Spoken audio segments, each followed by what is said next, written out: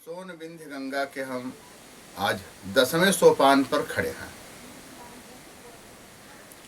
जैसे सीढ़ी अनवर चढ़ने को मिलती रहती है, बढ़ती जाती है, शिखर पर तो पहुंचता है आदमी। यह हमारा भी 10वां सोपान है। नव कथानक इतिवृत्त से लेकर के वृत्तांत से लेते हुए और वहाँ के ऐतिहासिक, साहित्यिक, संस्कारित पटल पर और पुरातात्विक संपदाओं से लेते हुए अभी चलाया गया, आप लोगों ने देखा। इसके लिए और आगे आने वाले समय में इसको देखने के लिए आप सब लोगों को सादर प्रणाम हमारी ओर से। आज हम बात कर रहे हैं कजली की। कजली जिसे कजरी कहा जाता है, यह एक लोकगीत की विधा है। लोकगीत की विधा में पूर्वी उत्तर प्रदेश कह लें, पूर्वांचल कह लें, इस भूभाग में तो विरह गीत, विरह गायन से लेकर के डुमकच, सैला, नटुआ, कुलदहकी, इस तरह की परंपराएं चलती रही हैं, चल रही हैं और ये प्राचीन मनोरंजन के साधनों में सब मिश्रित हैं। आदिकाल से लोग जब धीरे धीरे विकास होता गया तो प्राचीन मनोरंजन के साधन खोजे जाने लगे, खोजे गए तो मनोवृत्ति के लिए, मनोविनोद के लिए ये उत्साह देता रहा। हम बात करते हैं कजली की। कजली जिसे कजरी कहा जाता है, तो इसका आरंभ कैसे हुआ यह जरूर हम आज बताना चाहेंगे। और बातों के बाद, और बातों के साथ साथ इसका आरंभ हम यह जरूर कहना चाहेंगे कि कजली गायन तो आज परंपरा में काफ़ी लोकप्रिय है और पूर्वी उत्तर प्रदेश, पूर्वांचल से लेकर के बिहार और बिहार के आगे नेपाल का तराई भाग, जनकपुर, विराटनगर, धनुषा, ये जनपद जो है नेपाल के, यहाँ तक ये अधिक लोकप्रिय होती गई। तो लोकप्रिय होती गई तो इसी के साथ ये भोजपुरी भाषा में गाई जाती है पूर्वी उत्तर प्रदेश, पूर्वांचल में। इसके पश्चिमी भाग में देखें तो बुंदेलखंडी और मध्य में देखें उत्तर प्रदेश के लखनऊ से लेकर के आसपास के इलाकों में अवधी। इन भाषाओं में भी यह थोड़ा सा रूपांतरित, नामांतरित परिवर्तन के साथ कुछ विभाजन होता रहा है और इस तरह से यह प्रस्तुत की जाती रही। हम इतिहास पे बात कर रहे हैं कजली के। तो कजली की परंपरा हमारे यहाँ कब से शुरू हुई, कैसे शुरू हुई, हम लोग अभी सुन रहे हैं और हम बचपन से सुनते आ रहे हैं, पूर्वज से सुनते आ रहे हैं। एक चीज, कजली मिर्जापुर सरनाम, मिर्जापुर से इसकी उत्पत्ति मानी जाती है, उत्तर प्रदेश के मिर्जापुर जनपद से। जब ये अविभाजित जनपद था मिर्जापुर, हरियाणा प्रांत के बराबर का क्षेत्रफल था, मिर्जापुर सोनभद्र एक में समाहित था। कजरी मिर्जापुर सरनाम। वहीं हम काशी की बात करें, वाराणसी की, तो वहाँ के बारे में गायिका ये गाती रहती हैं, आज तक भी गाती हैं। मिर्जापुर कैला गुलजार हो, कचौड़ी गली सून कैला बलमू। इसका मतलब कचौड़ी गली वाराणसी के चौक के पास ही है। तो मिर्जापुर और वाराणसी ये दोनों भोजपुरी भाषी इलाके खास तौर से इस कजली की विधा में संबद्ध थे, आरंभ से ही और आज भी संबद्ध हैं। इसकी हम एक कहानी बताएं आपको, सत्य घटना कि बहती गंगा कहती है कि नागर, मिर्जापुर के नगर श्रेष्ठी और नागर,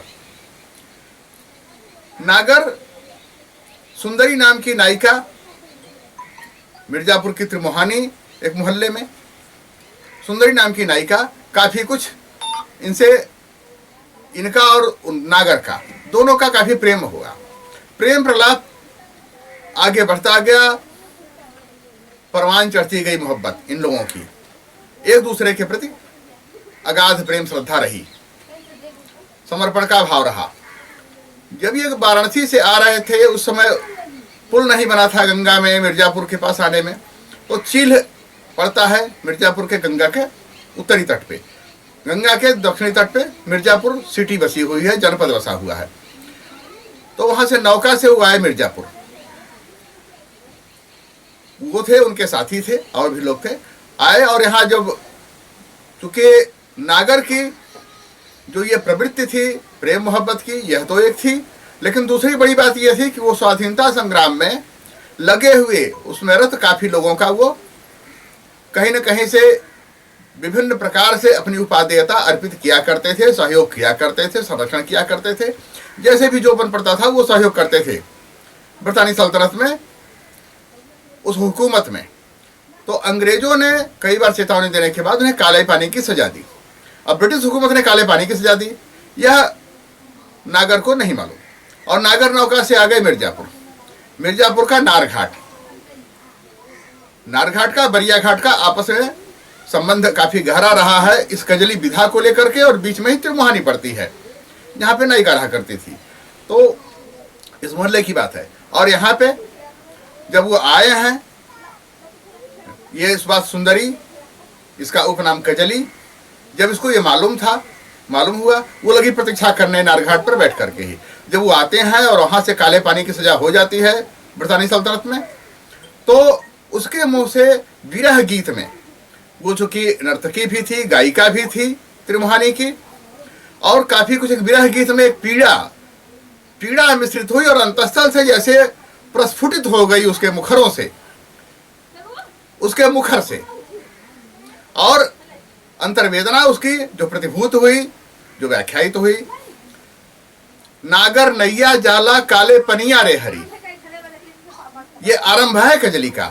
नागर नैया जाला काले पनिया रे हरी, रहिया में रोवे तोरे संगी और रोवे साथी रामा, अरे रामा नार घाट पर रोवे तोर तस्बिनिया रे हरी, खुटिया पे रोवे ढाल तरवरिया रामा।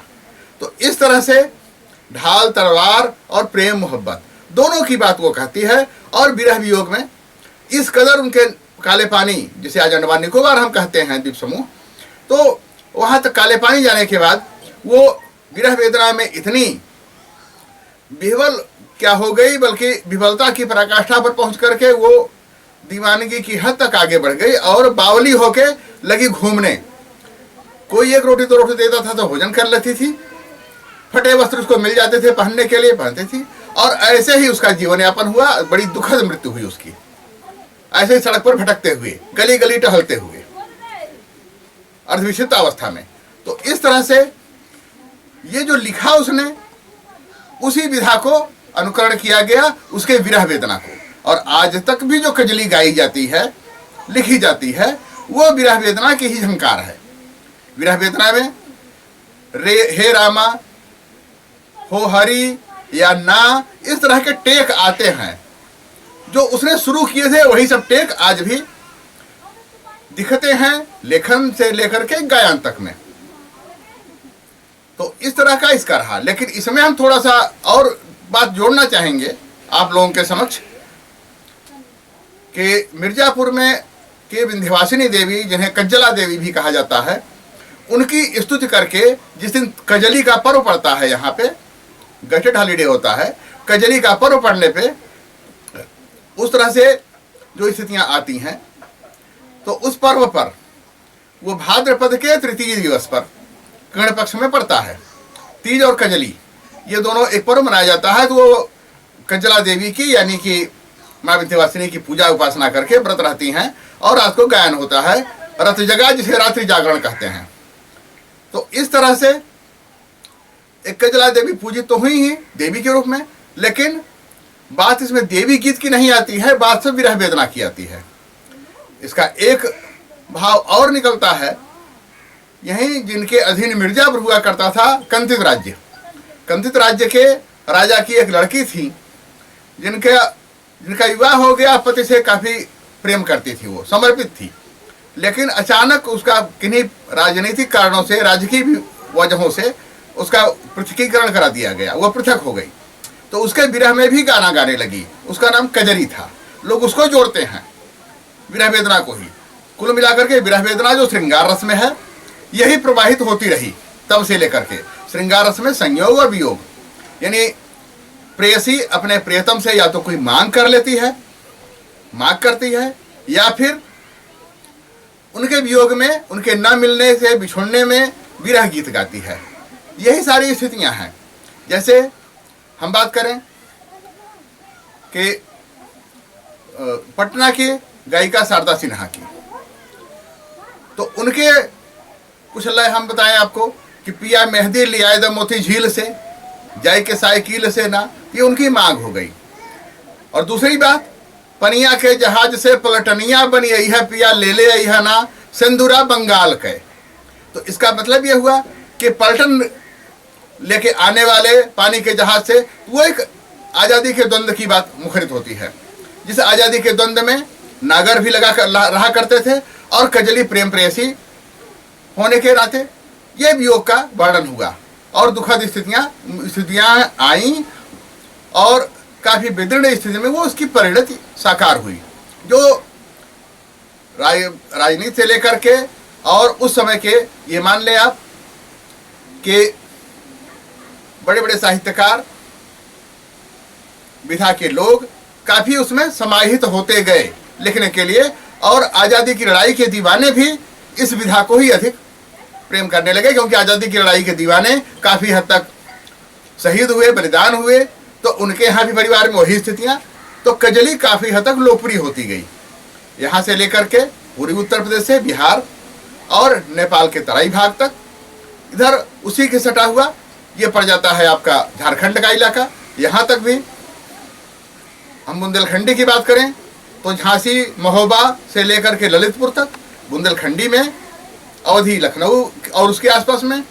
और एक बात और कि इस इलाके से सटा हुआ मिर्जापुर सोनभद्र इलाके से सटा हुआ पड़ता है मध्य प्रदेश, यहाँ पे बघेली बोली जाती है। तो बघेली भाषा में भी इसका गायन होता है। हाँ, हल्का हल्का रूपांतरित करते हुए, नामांतरित करते हुए और बदलते हुए अंतरा के साथ आरोह और अवरोह इसका क्रमशः आगे बढ़ता गया, आज भी बढ़ रहा है।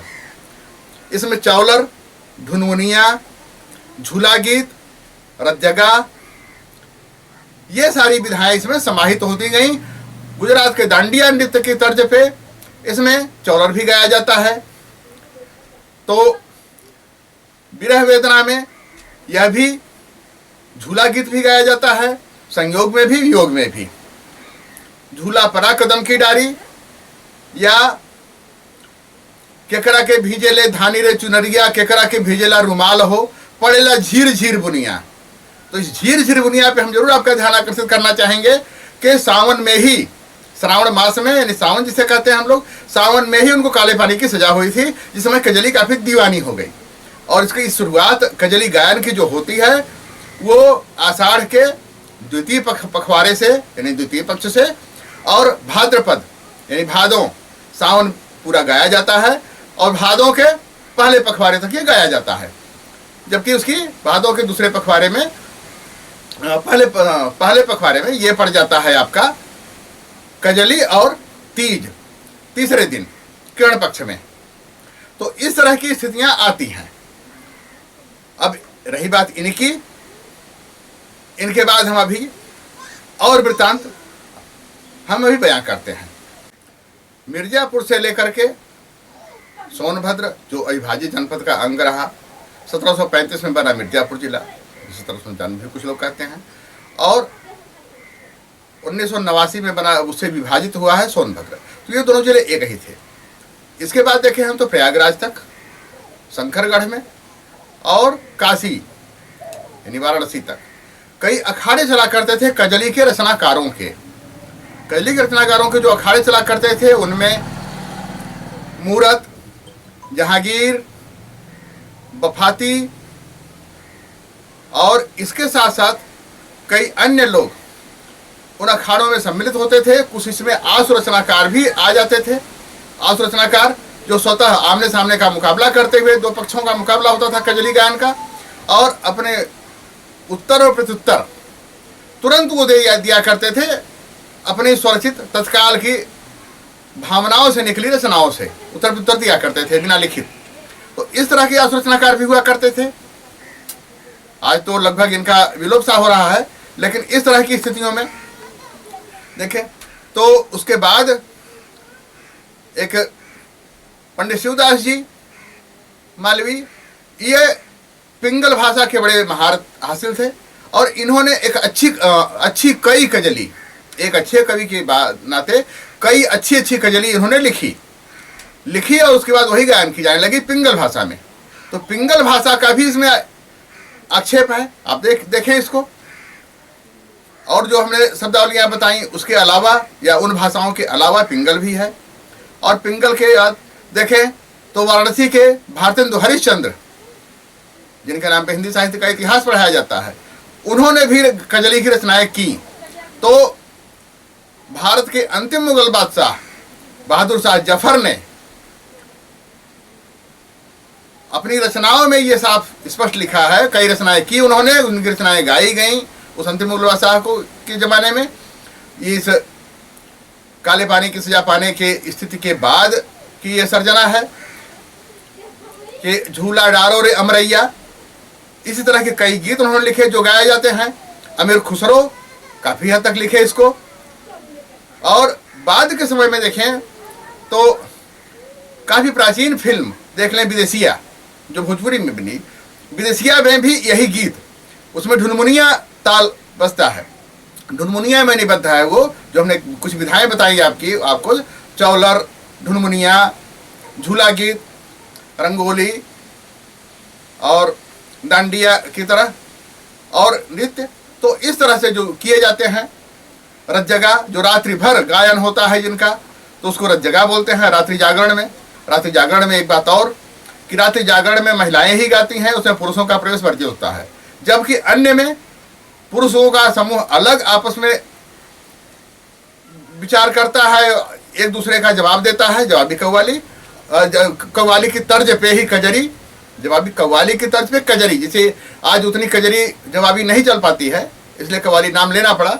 और इसी तरह से वो गाते हैं अलग समूह में, महिलाएं अलग समूह में गाती हैं। ननद भौजाई का, प्रेमी प्रेमिका का, पति पत्नी का, माँ बेटी का, इन सबों की कजली। और जिन्हें जाके जब वो झूले पे झूलती हैं तो इन्हें झूला खेलल शब्दावली से प्रयोग किया जाता है, झूला झूलने वाली परंपरा को। इस तरह से तमाम बातें हैं इसमें अंतर्निहित। और कई फिल्मकारों ने भी अपनी फिल्मों में कजली विधा को राष्ट्रीय स्तर पर सम्मानित किया है, प्रतिष्ठित किया है। राष्ट्रीय स्तर पर सम्मानित करने वालों में उस्ताद बिस्मिल्लाह खां उपशास्त्रीय संगीत, शास्त्रीय संगीत के वादक रहे। तो सुसु सहनाई, बांसुरी, ढोलक, मजीरा, इन सब वाद्य यंत्रों का भी काफ़ी प्रयोग होता रहा, जो उपशास्त्रीय विधा में अपनी धुनों को राग नया दे करके उसी में लोग उसे लुप्त हो गए। आज तो ये क्रमशः लिप्त होने की स्थिति में पहुंच रही है कजली विधा अपनी। जबकि आज़ादी की लड़ाई से लेकर के अब तक के मनोभाव, अंतर्वेदना, विरह वेदना, हृदय अंतस्थल से उठी आर्तनाद की पुकार, इन सारी बातें इसमें जो कि समाहित रही हैं और आज भी रहती हैं। इस तरह की स्थितियों में देखें हम तो उपशास्त्रीय संगीत काफ़ी हद तक चर्चित रहा और अच्छे अच्छे कथाकारों ने, कलाकारों ने, फिल्मकारों ने और हिंदी विधा में कई रचनाकारों ने, मिर्जापुर के ही रहने वाले बाबू प्रेमघन, बद्रीनारायण प्रेमघन मार्ग जिनके नाम पर मिर्जापुर में है, वो भी अच्छी कजरी लिखा करते थे, गवाया करते थे। और इस तरह से पंडित देवदत्त, कई लोग इसमें, रामसखा, अनाज, बहुत से लोग इसमें शामिल हुए। इसमें कजली को काफ़ी गति दी गई। लेकिन आज की स्थिति में हम यह जरूर कहना चाहेंगे कि एक लुप्तप्राय होती परंपरा है ये कजली। जैसे हमने अभी बताया कि आपको चमर नटुआ, इसे नटुआ नृत्य कहा जाता है, कुलदहकी या सैला, कर्मा, ये सारे गीत और नृत्य सह गायन भी इसमें शामिल होता है। वो कजली में भी शामिल होता है नृत्य सह गायन, दूसरी विधा में, चौलर वाली विधा में। तो इस तरह से ये आज लगभग लुप्त होती जा रही है। उसी तरह से लोकगीत की यह बड़ी पुरानी परिपाटी की विधा, सदियों पुरानी विधा, जिसे हमने अभी बताया आपको कि हम सुनते आ रहे हैं बचपन से, इसके हमारे पूर्व सुनते आ रहे हैं कि कजरी मिर्जापुर सरनाम और मिर्जापुर कैला गुलजार हो, कचौड़ी गली सुन कैला बलमो, काशी की कचौड़ी गली। तो दोनों का संबंध काफी रहा, नागर का और सुंदरी जिसे हम कजली कहते हैं, दोनों का अन्योन्याश्रित संबंध रहा है। और मिर्जापुर के काशी से लेकर मिर्जापुर के त्रिमोहानी, नारघाट, बरिया घाट तक तो ये कजली इस तरह से फैलती गई और अन्य भाषाओं में भी आज गाई जाती है, सुनी जाती है। अंतर प्रांतीय हम बात कर रहे हैं। और अगर नेपाल की तराई का भाग जोड़ लेंगे, 3 जिले उसके खास तौर से जहां मैथिली बोली जाती है, तो मैथिली में मैथिली भाषी क्षेत्र है वो नेपाल का वो इलाका, विराटनगर, धनुषा, जनकपुर। तो इस तरह से अगर हम जनकपुर, राजा जनक की राजधानी हुआ करती थी, हमने जाके देखा भी है जानकी का, जनक का महल, जहाँ राम का विवाह हुआ था, जहाँ धनुष यज्ञ हुआ था।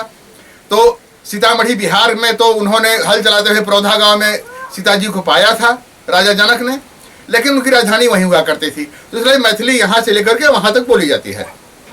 मैथिली के अलावा उन्हीं क्षेत्रों में देखें जो झारखंड तक आए हैं, तो अंगिका, बज्जिका, मागधी, मैथिली, भोजपुरी, ये भाषाएं भी आपस में मिश्रित हो गई हैं। इन सब भाषाओं में इसका उच्चारण होता है और उच्चारण के साथ साथ इस पर गीत गाए जाते हैं, सुने जाते हैं। बुंदेली और बघेली, अवधि तक बताया हमने आपको। तो इस तरह से ये कजली का वृत्तांत है, जो कंतित नरेश की पुत्री कजरी से लेकर के और ज्यादा विरह वेदना रही है इस कजरी की, जिससे नागर का प्रेम चला करता था। नागर उसके लिए नागर ने एक उछला पुल पड़ता है विंध्याचल के पास, वहां पे एक दूसरे से उन्होंने द्वंद्व कर लिया था। उसमें काफी गंभीर द्वंद्व हुआ करता था। तो इस तरह से नागर उस तेवर कलेवर के आदमी थे और कजली के प्रति समर्पित भाव रखते थे। तो ये विरह वेदना की ही विधा है। इस कजली विधा में मेरा पूरा प्रयास है कि मैं आपको गायन सुनाऊं।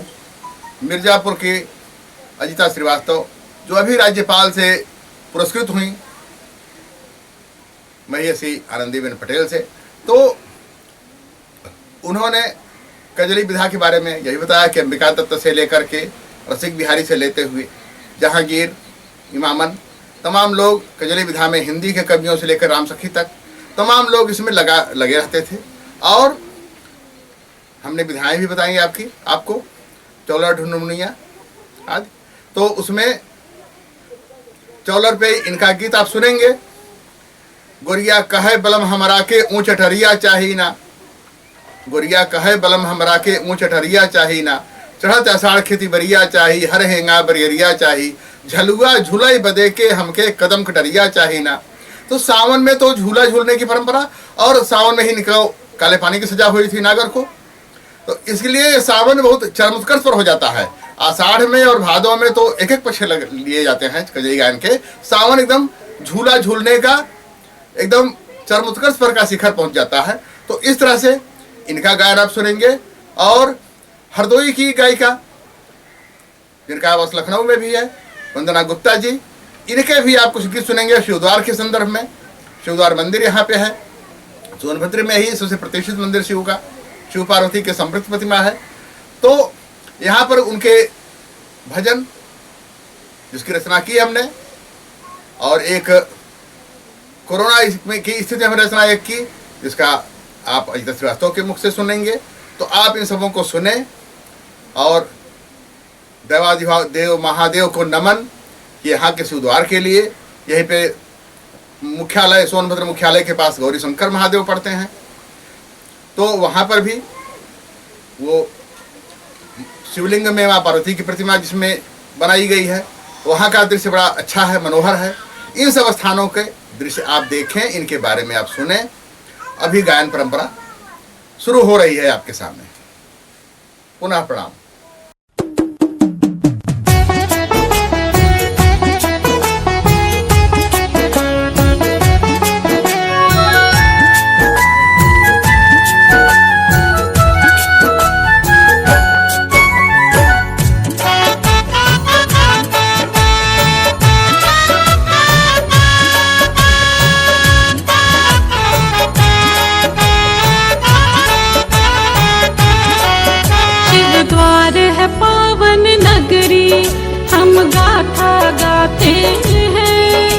कथा सुनाते हैं। जय बोलो शिव द्वार धाम की हम कथा सुनाते हैं, हम गाथा गाते हैं।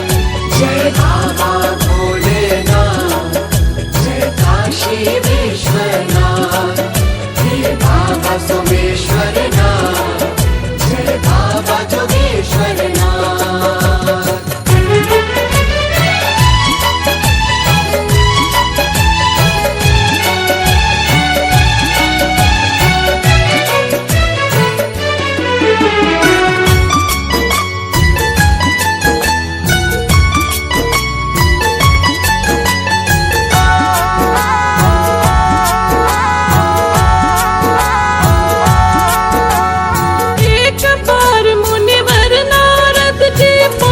गए शिवलोक, शिव के साथ उमा बैठी थी, सुंदर था संयोग।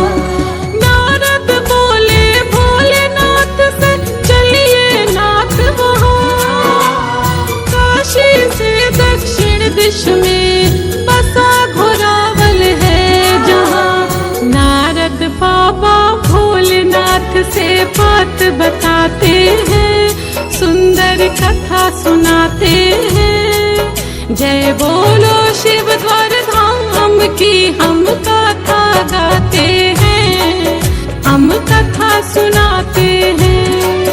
जय बाबा भोलेनाथ, जय काशी विश्वनाथ, जय बाबा सोमेश्वरनाथ, जय बाबा जोगेश्वरनाथ।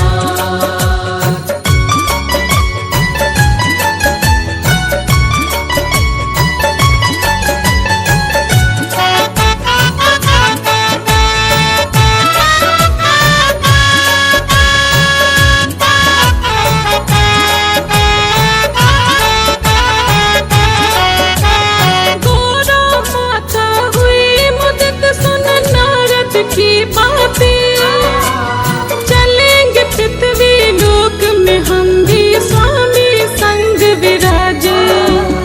बोले उमा है प्राणनाथ हम ऐसा रूप बनाए, पृथ्वी लोक में वैसी मूरत दूजी नजर न आए।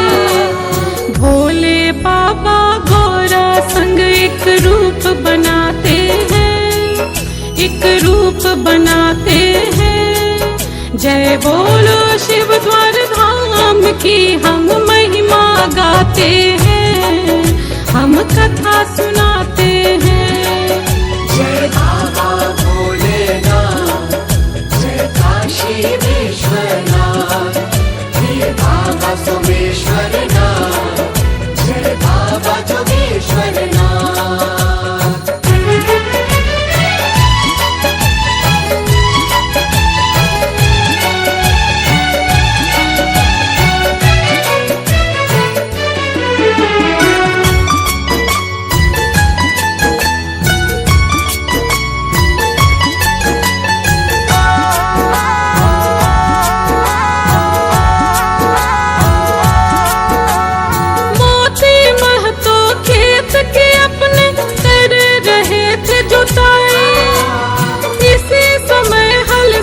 अद्भुत एक मूरत आ टकराई, हुआ चंबा जुटी भीड़, दृश्य सभी को भाया।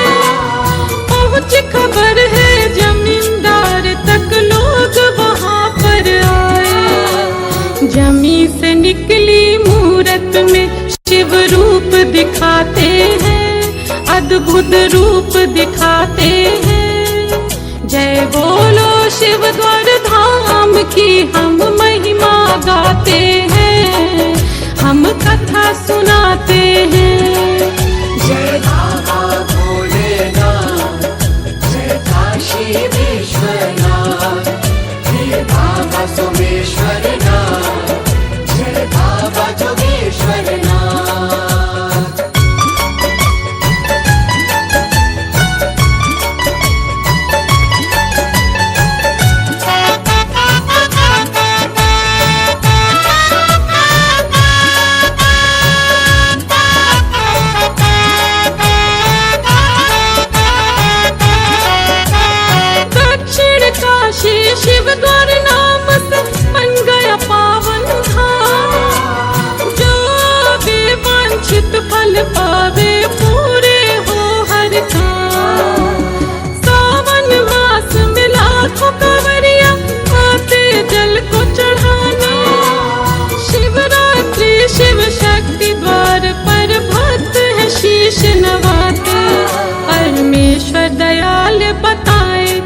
वंदना गा के सुनाती है, वंदना गा के सुनाती है। जय बोलो शिव द्वार धाम की हम महिमा गाते हैं, हम कथा सुनाते हैं। जय बाबा भोलेनाथ, जय काशी विश्वनाथ, हे बाबा सोमेश्वरनाथ, जय बाबा जोगेश्वरनाथ। शिव द्वार है पावन नगरी, हम गाथा गाते हैं, हम कथा सुनाते हैं। जय बोलो शिव द्वार धाम की हम कथा सुनाते हैं, हम गाथा गाते हैं। जय बाबा भोलेनाथ, जय काशी विश्वनाथ, हे बाबा सोमेश्वरनाथ, जय बाबा जोगेश्वरनाथ। सोनभद्र के प्रसिद्ध साहित्यकार, पत्रकार और माननीय व्यक्ति आदरणीय परमेश्वर दयाल पुष्कर जी की लिखी हुई एक गजली जो उन्होंने कोरोना पर लिखा हुआ है, इसको मैं आपके समक्ष सुनाना चाहूँगी। आप भी सुनिए। हरि हरि मोदी जी की बात बिचारी, कोरोना बिकट बीमारी ना। हरि हरि मोदी जी की बात बिचारी, कोरोना बिकट बीमारी ना। रही है सबसे दूरी बना के, बाहर जाए मास्क लगा के। रही है सबसे दूरी बना के, बाहर जाए मास्क लगा के। बाहर जाए मास्क लगा के। हरे राम हथवा के धोए बारी बारी, और मानने हम सरकारी ना। हरे रामा मोदी जी की बात बिचारी, कोरोना बिकट बीमारी ना। कोरोना बिकट बीमारी ना। चाहता सार खेती बरिया चाही, हर हेला बरिया चाही। चढ़त सार खेती बरिया चाही, हर हेला बरिया चाही। सावन नारे भैया सावन ना हो, सावन नारे भैया सावन ना हो। सावन झूले बदे के झूला, कदम की डरिया चाही ना।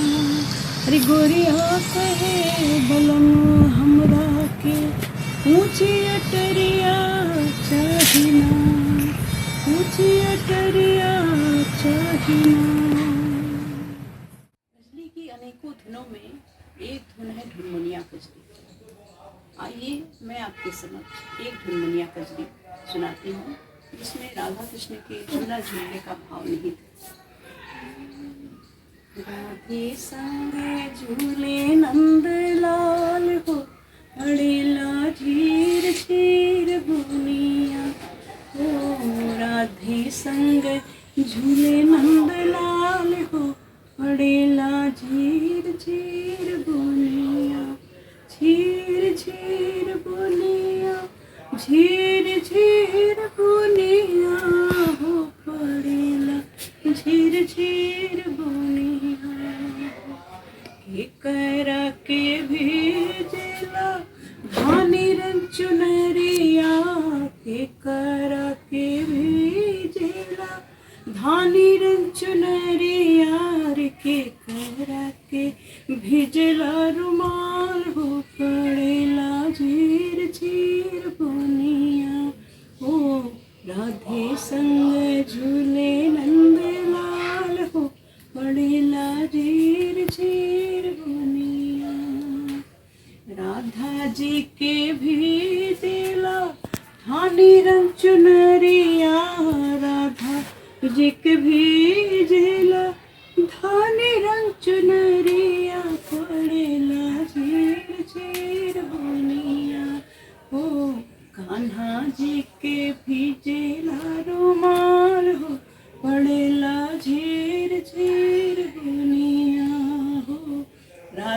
संग झूले नंद लाल हो, पड़ेला झीर झीर बुनिया हो, पड़ेला झीर झीर बुनिया। आज बड़े सौभाग्य की बात है कि मुझे सोनबिंद गंगा चैनल के विषय में कुछ बोलने का अवसर मिल रहा है। और सर्वप्रथम मैं इसके संस्थापक डॉक्टर परमेश्वर दयाल श्रीवास्तव जी को साधुवाद देना चाहूँगा कि उन्होंने बहुउद्देशीय, हम इसे कह सकते हैं कि इस चैनल का जो उद्देश्य है वो सोनभद्र के विभिन्न क्षेत्रों का जो उनका गहन शोध है उसको लेके इस चैनल के माध्यम से इस पूरे क्षेत्र को जानकारी देने का जो उन्होंने बीड़ा उठाया है, मैं ईश्वर से प्रार्थना करता हूँ वो पल्लवित पुष्पित होकर वृक्ष के रूप में व्यापक रूप से इस पूरे सोनभद्र को इसका लाभ मिले। और मुझे ख्याल है कि एक इनका जो पिछला कार्यक्रम था पेड़ग्राम में वन महोत्सव के दिन, उसी दिन इस चैनल का श्री गणेश भी हुआ था, उसमें मुझे रहने का शुभ अवसर मिला था। और उसमें वन क्षेत्राधिकारी और हमारे ब्लॉक के वीडियो प्रमुख और मुझे स्वयं बोलने का, अपने विचार प्रकट करने का अवसर मिला। तो मुझे आशा ही नहीं, पूर्ण विश्वास है कि यह चैनल आने वाले दिनों में बड़े व्यापक रूप से जो है अपने उद्देश्य को पूरा करने में सफल होगा। और यहाँ तक इसके संस्थापक आदरणीय परमेश्वर दयाल श्रीवास्तव जी की बात है, तो मैं व्यक्तिगत रूप से इससे बहुत ही प्रभावित रहता हूँ। बहुत कुछ सीखने का मुझे सौभाग्य मिलता है। आपका जो ज्ञान है इस क्षेत्र को लेकर शायद ये किसी के पास नहीं है, बड़ा दुर्लभ ज्ञान है इनके पास। और स्वाध्यायी प्रवृत्ति के बड़े ही जीवट व्यक्तित्व के धनी, दुर्भाग्य से पिछले वर्ष इनका दुर्घटना हो गया था, जिसकी वजह से इनकी स्मृति में काफ़ी समस्या आई थी। लेकिन अपने जीवटता की वजह से वो उन्होंने पुनः रिकवर किया, अपने को पुनः स्थापित किया और बड़े मनोयोग, बड़े जोश खरोश के साथ इस चैनल को लेके हम लोगों के बीच आए हैं। तो मैं इनके स्वास्थ्य के साथ साथ इस चैनल के सुखद सुंदर और भविष्य की कामना करता हूँ। अभी तक हमने जो पेड़ का कार्यक्रम था, इसके बाद क्रमशः इनके जो है कई विषय पे और विभिन्न क्षेत्रों में जो इसकी विशेषताएं हैं उसको लेके काफ़ी जानकारी परक चीज़ें इन्होंने इस चैनल के माध्यम से हम लोगों के बीच में प्रस्तुत किया है। अभी हमने आपकी काव्य रचना किंजल है, उसको हम लोगों ने देखा, समझा। अभी शिवद्वार को लेके उसकी ऐतिहासिकता, उसकी पौराणिकता को लेके इनका जो शोध परख जानकारी थी वो जो है हम लोगों के सामने आई। फिर मुखा के विषय में इन्होंने, कड़िया के विषय में इन्होंने काफ़ी कुछ जो है अपने चैनल के माध्यम से बताया हम लोगों को। त्रिकुटी, कुलिया, भगदरिया, बिरलोरी, मड़रा के विषय में उन्होंने काफ़ी कुछ जानकारी दिया है अपने चैनल के माध्यम से। और हम उम्मीद करते हैं कि भविष्य में हम लोगों को निरंतर क्रमशः जो है कुछ न कुछ जो है जानकारी देते रहेंगे। अभी आप कजरी के विषय में, आप मिर्ज़ापुर और सोनभद्र को लेके आपका शोध चल रहा है, आने वाले समय में हम उसको भी देखेंगे। अभी मैं एक पत्रिका देख रहा था जिसमें इन्होंने सोनभद्र के विषय में जो अकूत सोने हीरे की जो बहुतायत हैं, इसके विषय में काफ़ी कुछ लिखा है। अभी हम लोग पत्रिका लखनऊ से निकलती है और इसमें काफ़ी अच्छा शोधपरक लेख आपका हम लोग देख रहे हैं। तो इसी तरह मैं ईश्वर से कामना करता हूँ कि ये खुद स्वस्थ रहें और अपनी ऊर्जा के माध्यम से इस चैनल को जो है आगे ले जाएं। तो जहाँ तक ये चैनल इनका ही नहीं, हमारा आपका भी चैनल है, और इसमें हम लोग जितना अधिक से अधिक इस चैनल के उत्थान, इस विकास, व्यापकता के लिए जो भी कुछ कर सकें हम लोग करें। और आप सबसे भी अपेक्षा है। इन्हीं शब्दों के साथ मैं अपनी वाणी को विराम देता हूँ। धन्यवाद।